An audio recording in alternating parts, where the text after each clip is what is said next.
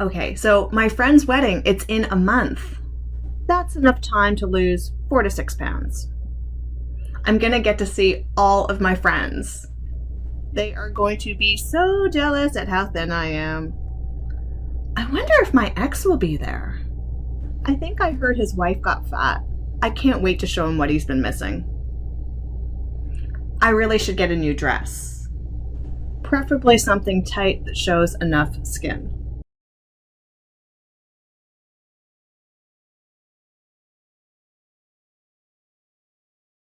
Yo-yo and hello, my name is Lydia, and on today's episode of my 25-pound yo-yo, we will be discussing the reasons why we choose to lose weight.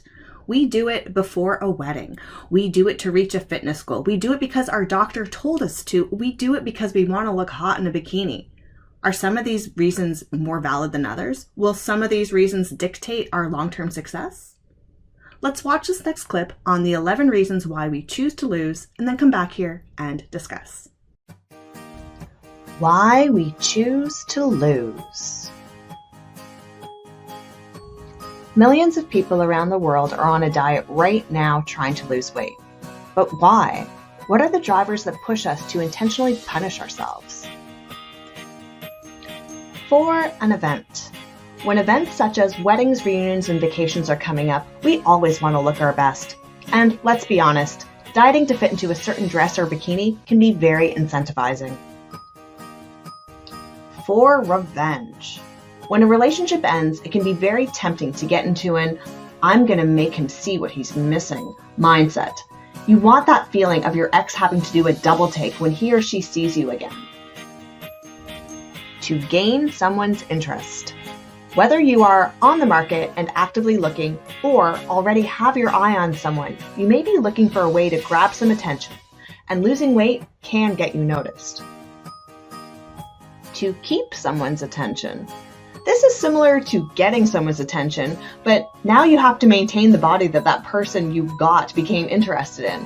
Well, at least for the beginning, until you get comfortable. For your doctor. Your doctor may be concerned that your weight is related to health concerns such as poor sleep and cardiovascular health, or may even be a precursor to some more severe things like heart disease and diabetes. For your insurance. If you have a BMI over 30 and are not built like a superhero, your insurance rates may be elevated. Getting your weight to a healthy BMI could reduce your premiums. For a loved one. A close friend or family member may have made a suggestion to lose weight, as it might make you happier, healthier, and more confident with yourself. I know, these comments are not always welcome, but the person delivering it usually means well. For your health. If you don't feel well in your own skin, you may want to change it. This is different than a doctor advising you to lose weight. This is you telling yourself that you are unhappy with the state of your own health. To increase mobility. If you are sick and tired of getting winded walking up a flight of stairs, or getting exhausted lugging your luggage across town, weight loss may be the key to a better quality of life. To reach a fitness goal. Sports like running, swimming, and cycling are easier to do faster with less body weight. For other sports, such as dance, figure skating, and cheer, less weight means your teammates can lift you more easily. Not to mention the sports that have dieting as part of their prep, like bodybuilding, wrestling, and boxing, or anything where you need to make weight.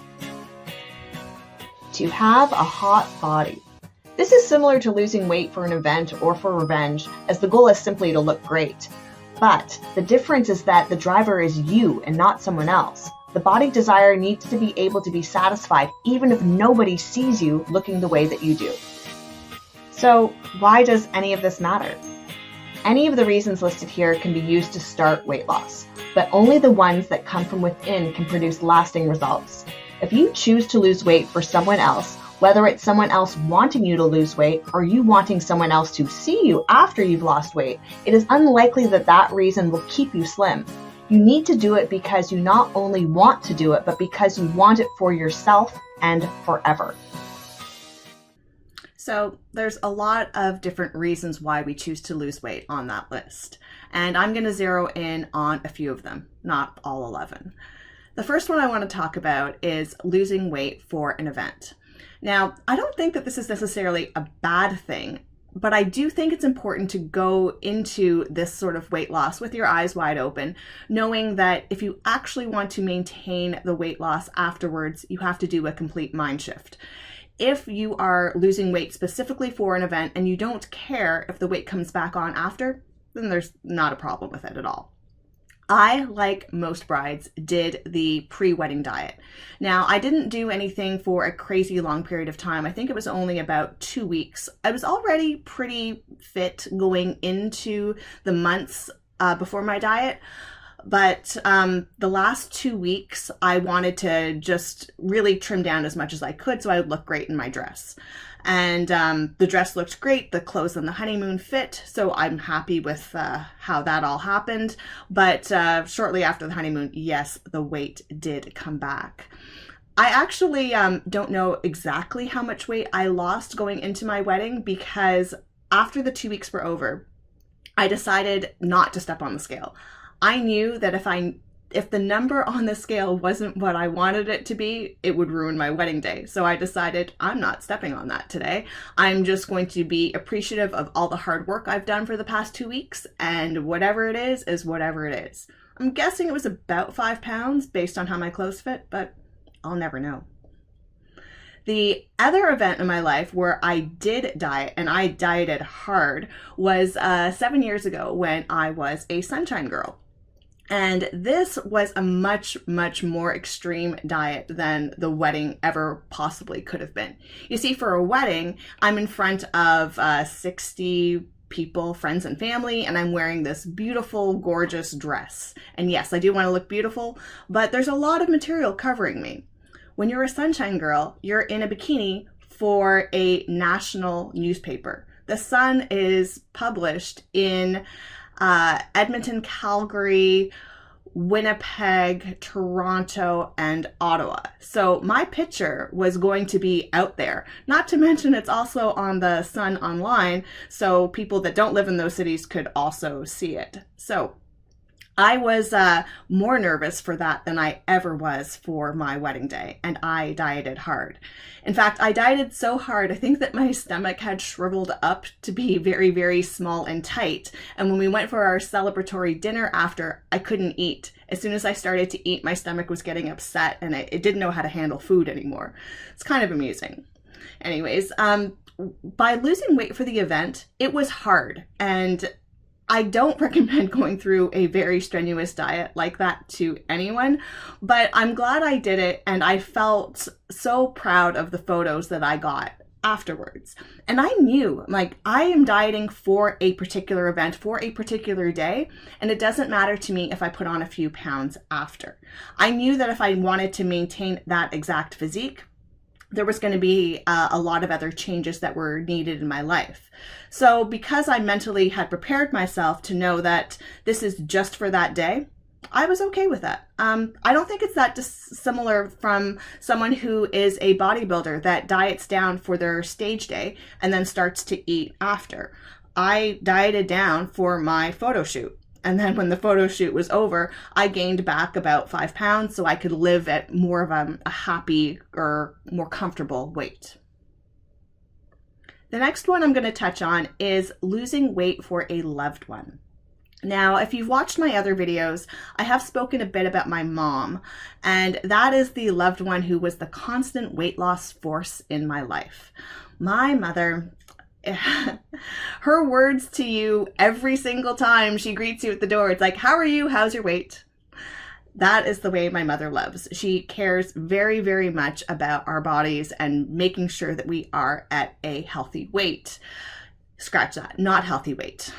At a skinny weight. My mother always values skinniness.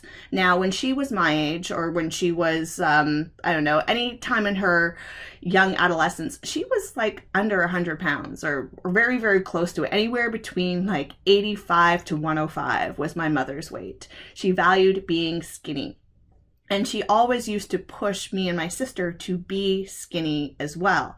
And it was often under the guise of, oh, you'll be happier this way, or it'll help you in your life. It'll help you get a boyfriend, or it'll help you with your skating. It'll help you just be more successful if you lose weight. And often I would ignore my mother. But there were those times where I did let her get to me, and she did put me on a diet. And several of those times, we were quite successful. But I think that the reason why I couldn't keep it off long term is I wasn't really losing it for me. I was losing it to get her approval. She was more proud of me when I lost weight. It's not that I didn't feel good about myself after I had lost the weight, but I knew the whole way through that I was doing it for her, to make her proud of me. And that didn't work long term. Now, this next one's going to bleed into a marriage of my mother's influence and trying to exceed in a sport. So I was a figure skater, and my mother and one of my coaches believed that I would do better at skating if I lost weight. Now, one of my coaches, I had like 4, so that's what I'm saying, one of. So my choreographer coach, she was Russian, and she was used to coaching these tiny little Russian ballerinas, not these North American girls that had hips and thighs. So she wanted me to be skinny like them. Well, my mother also wanted me to be skinny, but she would say to me, well, if you lose weight, it will be easier for you to jump. So we'll diet, we'll lose about 10 pounds, and then you'll be lighter, and those jumps will come so much easier. The problem is, when I did the dieting for the sport, I didn't actually have the sport in mind. I wasn't lifting weights. I wasn't doing jumping activities to work on those muscles. I wasn't doing anything to help the actual skating. All I was doing was starving. So what happened? I starved. I lost weight. Yes, I lost a lot of muscle. Then what happened is I go to a practice with a different coach, not a coach that was part of this weight loss plan, a different coach that focused on my jumps. And he asked me, why can't you jump? And the weight loss actually worked against me here because I didn't lose weight in a way where I was maintaining muscle and working on my legs. The most important part of skating is the leg strength in order to launch yourself up in the air and do those jumps. I wasn't doing that. I was just concentrating on getting skinny. And as a result, yeah, I looked great in my skating dress, but I couldn't jump. I had no more strength left. And that was not a good thing. Now, the last one I'm going to talk about is to have a hot body.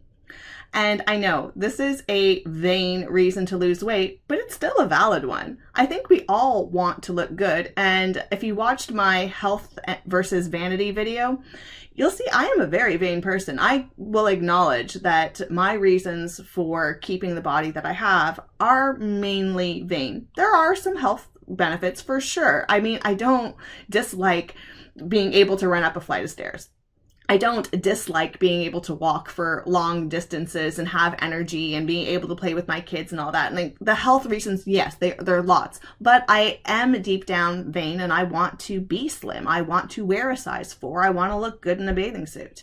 And I don't think there's anything wrong with that. I think that the driver, though, if I want it to be long term, it has to come from within. And especially during quarantine, when you're not around people, it's hard to keep those motivations going strong.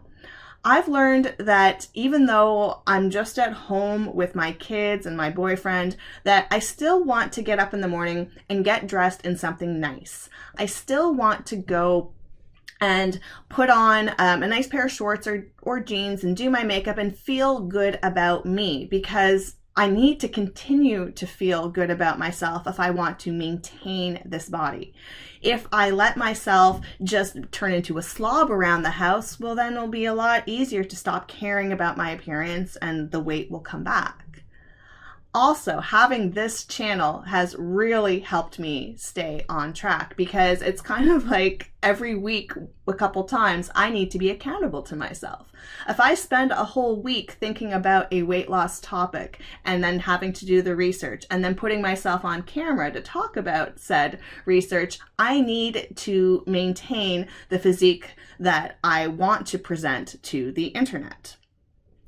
I also have been thinking, though, that if we take all these photos where we feel confident about ourselves and we post them on social media, is it still intrinsic motivation?